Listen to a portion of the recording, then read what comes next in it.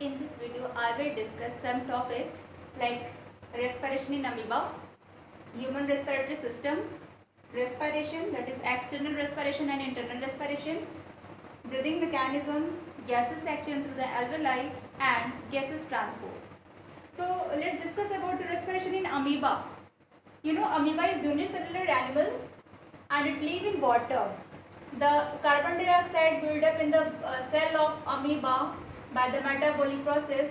Its concentration is high in the cell, so it goes out from cell through the cell membrane by the process of simple diffusion, and oxygen concentration is higher in the water, so it goes in the cell membrane in the cell of amoeba through the cell membrane by the process of diffusion. So amoeba में क्या होता है? Amoeba में respiration की process cell membrane के cross होती है, तो रेस्पिरेटरी ऑर्गन क्या हो गया? सेल मेम्ब्रेन हो गया। मेटाबॉलिक प्रोसेस से जो भी कार्बन डाइऑक्साइड इसके बॉडी में सेल में फॉर्म करती है वो, जो कि सेल के अंदर कॉन्सेंट्रेशन बहुत ज़्यादा होगा, तो इस सिंपल डिफ्यूजन की प्रोसेस से हायर कॉन्सेंट्रेशन की तरफ से लोअर कॉन्सेंट्रेशन की तरफ, यानी कि वाटर में सिंपल डिफ्यूजन की प्रोसेस से रिलीज हो जाता है। वैसे ही ऑक्सीजन का कॉन्सेंट्रेशन सेल के अंदर कम होगा और वाटर में ज़्यादा होगा, तो ऑक्सीजन अपने हायर कॉन्सेंट्रेशन से लोअर कॉन्सेंट्रेशन की तरफ मूव कर जाता है। इस तरीके से सेल अमीबा में रेस्पिरेशन की प्रोसेस होती है। अब अगर अर्थवर्म की बात करें तो अर्थवर्म में स्किन होती है रेस्पिरेटरी ऑर्गन, वो सिंपल डिफ्यूजन की प्रोसेस से स्किन के थ्रू ही रेस्पिरेशन करते हैं।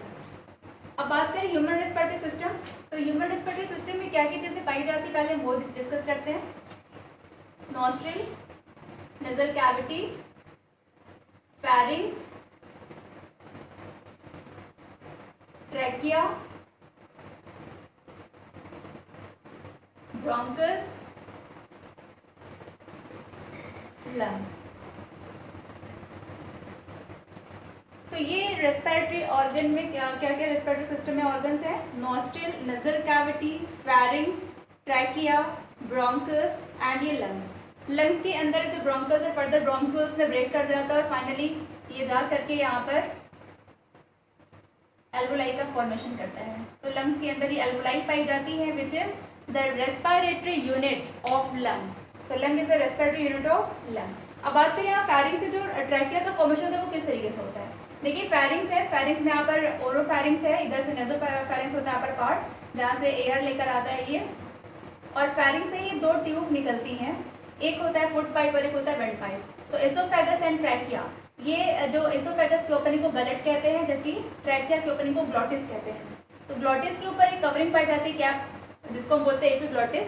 जब भी कोई चीज़ हम स्लो करते हैं उस समय हमारा रेस्पिरेशन की प्रोसेस यानी ब्रीथिंग मैकेनिज्म स्टॉप कर जाती है, तो इस समय हम कोई भी गैस नहीं लेते हैं और ये कैप इसे बंद कर लेता है ग्लॉटिस को। एपिग्लॉटिस ग्लॉटिस को कवर कर लेता है, जिसकी वजह से जो भी फूड पार्टिकल हम इनटेक करते हैं वो हमारे फूड पाइप में होकर के आगे बढ़ता है। इसलिए मना किया जाता है कि हमें खाते समय जनरली बातें नहीं करना चाहिए या हंसना नहीं चाहिए, क्योंकि ऐसा करने से हो सकता है कि हम एयर भी इनटेक कर ले और इस साथ में जब एयर अंदर जाएगा तो ये एपिग्लॉटिस ओपन हो जाएगी और एपिग्लॉटिस ओपन होने की वजह से फूड पार्टिकल इस ग्लॉटिस के थ्रू ट्रैकिया में एंटर कर सकते हैं, इससे कि ब्रीथिंग प्रॉब्लम हो सकती है। तो ये हो गया रेस्पिरेटरी सिस्टम जो ह्यूमन में पाए जाते हैं। अब बात कर लेते हैं रेस्पिरेशन। तो ह्यूमन में जो रेस्पिरेशन होती है उसमें दो स्टेप्स होते हैं। अब हम बात करते हैं ह्यूमन रेस्पिरेशन। तो रेस्पिरेशन में दो प्रोसेस होती है, एक होता है एक्सटर्नल रेस्पिरेशन और दूसरा होता है इंटरनल रेस्पिरेशन।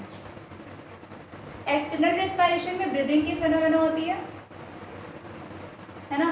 ब्रीदिंग क्या है? It is the process in which oxygen rich air is inhale या intake in the body and air rich in carbon dioxide is expelled from the body. This is called breathing. देखिए there is main difference between the breathing and respiration. बहुत लोग क्या करते हैं, breathing को ही बोलते हैं कि ये respiration है, सांस लेने को respiration कहते हैं, but no, it is a part of respiration. ये इसका फर्स्ट स्टेप है। एक्सटर्नल रेस्पिरेशन में ब्रीदिंग की फिनोमेना होती है, इसके बाद इंटरनल रेस्पिरेशन होता है जिसमें फूड का ऑक्सीडेशन होता है जिससे एनर्जी रिलीज होती है। ठीक है, तो ब्रीदिंग है। इंटरनल रेस्पिरेशन को ही हम सेलुलर रेस्पिरेशन भी कहते हैं और इसमें ही फूड का ऑक्सीडेशन होता है। अब बात कर लेते हैं ब्रीदिंग। तो ब्रीदिंग समझने के लिए, ब्रीदिंग मैकेनिज्म समझने के लिए हम ये कुछ फिगर बना रहे हैं। पीछे वर्टिब्रल कॉलम है, ये आगे से जस्ट फ्रंट में होता है स्टर्नम, और नीचे ये है डायफ्राम जो कि डोम शेप है, और सराउंडेड होती है थोरेसिक रीजन में ये रिब्स के थ्रू।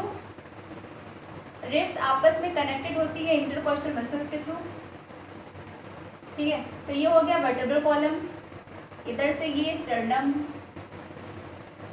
रिब्स एंड ये हो गया डायफ्राम। अब देखिए होगा क्या, मैकेनिज्म में दो स्टेप होते हैं, एक हम इंस्पायरेशन का मैकेनिज्म देखेंगे और एक एक्सपायरेशन का मैकेनिज्म।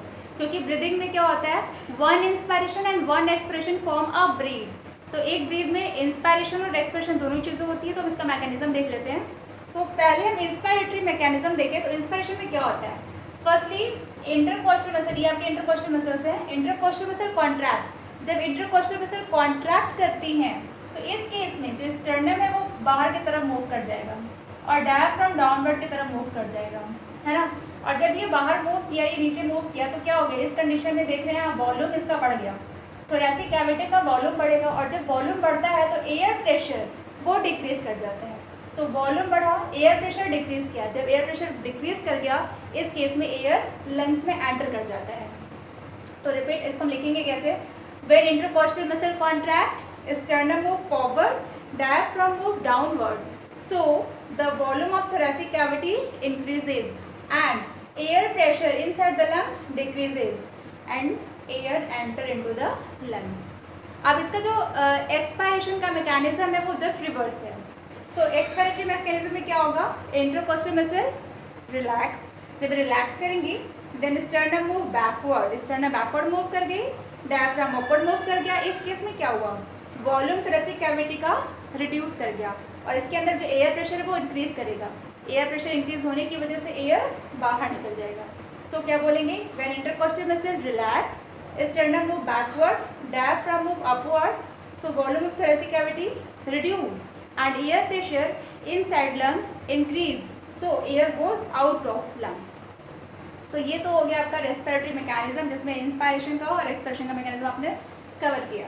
अब आगे बात करें, ब्रीथिंग मैकेनिज्म तो हो ही गया है, गैसेस से एक्सचेंज टू द एल्वोलाई। अब चूँकि गैसेस, ये तो हो गया कि गैस एंटेक किया लंग्स में, इंस्पायरेशन की मैकेनिज्म में एक्सप्रेशन हुआ। अब हम देखते हैं कि यहाँ पर एक्चुअली गैसेस एक्सचेंज एल्वोलाई में कैसे होता है। आपने पढ़ा कि लंग्स में क्या होती है, लंग्स की जो फंक्शन यूनिट होती है वो एल्वोलाई होती है ना। तो alveoli is a unit of lungs. तो एल्वोलाई को हम एयर सैक भी कहते हैं। तो ये एल्वोलाई हो गई और यहाँ पे टिश्यू फ्लूइड होगा बीच में और यहाँ पर ब्लड कैपिलरीज होती है। तो ब्लड कैपिलरीज ये हो गई, ये एल्वोलाई हो गया, इसके बीच में जो लिक्विड भरा होता है वो क्या होता है, टिश्यू फ्लूइड है। होगा क्या कि जो CO2 रिच होगा ब्लड कैपिलरी में, क्योंकि जो पूरी पल्मोनरी आर्टरी होती हैं जो लंग्स तक लेकर के जाती हैं ब्लड को, वहाँ पर क्या होगा, CO2 कार्बन डाइऑक्साइड की मात्रा ज़्यादा होती है, ये इम्प्योर ब्लड होता है।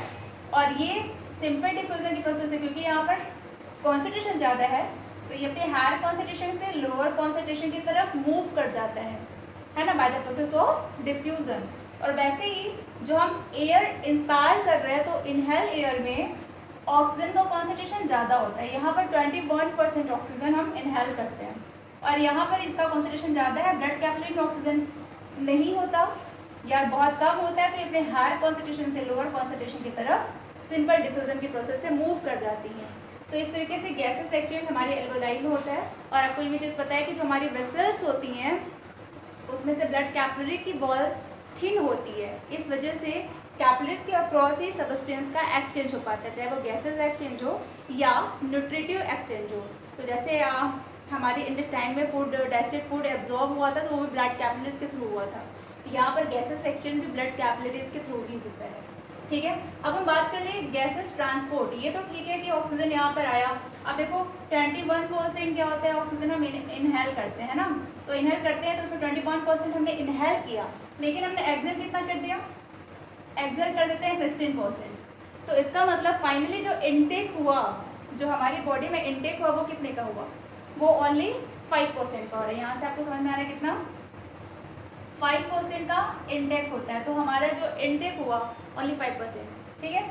अभी देखिए ट्रांसपोर्ट ऑफ गैसेस, यहाँ पर CO2 आया, तो उसको लेकर आने वाला भी कोई होगा, हमारी पूरी बॉडी से कलेक्ट करके यहाँ तक लेकर आने वाला, और ऑक्सीजन को लंग से यानी कि पल्मोनरी आर्टरी से हो करके पूरी बॉडी तक पहुँचाने वाला भी कोई कैरियर होता है। तो हम देख लेते हैं।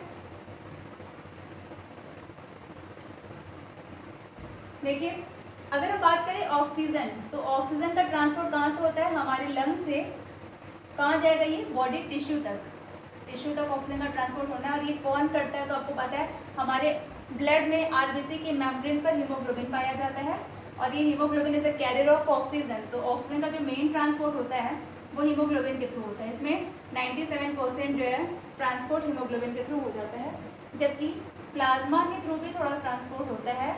ये लगभग 2 to 3% ऑक्सीजन को ट्रांसपोर्ट करता है प्लाज्मा। वही अगर हम बात करें CO2 का ट्रांसपोर्ट कैसे हो रहा है, तो CO2 क्या है? ये हमारे टिश्यू से लंग की तरफ उल्टा प्रोसेस होता है। CO2 के लिए टिश्यू से लंग की तरफ ये प्रोसीड करती है। तो इसमें कौन कौन ट्रांसपोर्टेशन में हेल्प कर रहा है? तो सबसे ज़्यादा होता है बाइकार्बोनेट। तो जो बाइकार्बोनेट है, इस फॉर्म में ये CO2 को ट्रांसपोर्ट सबसे ज़्यादा करता है, लगभग 70%। उसके अलावा कार्बामिनोग्लोबिन्स होती हैं। तो कार्बामिनोग्लोबिन है, तो कार्बामिनोग्लोबिन्स के थ्रू जो ट्रांसपोर्ट हो रहा है वो कितना होता है? लगभग 23%। एंड प्लाज्मा भी ट्रांसपोर्ट करती है। प्लाज्मा 7% ऑफ कार्बन डाइऑक्साइड को ट्रांसपोर्ट करती है। तो ये आपका रेस्पिरेशन में मेन जो फिनोमेना थी वो ये है।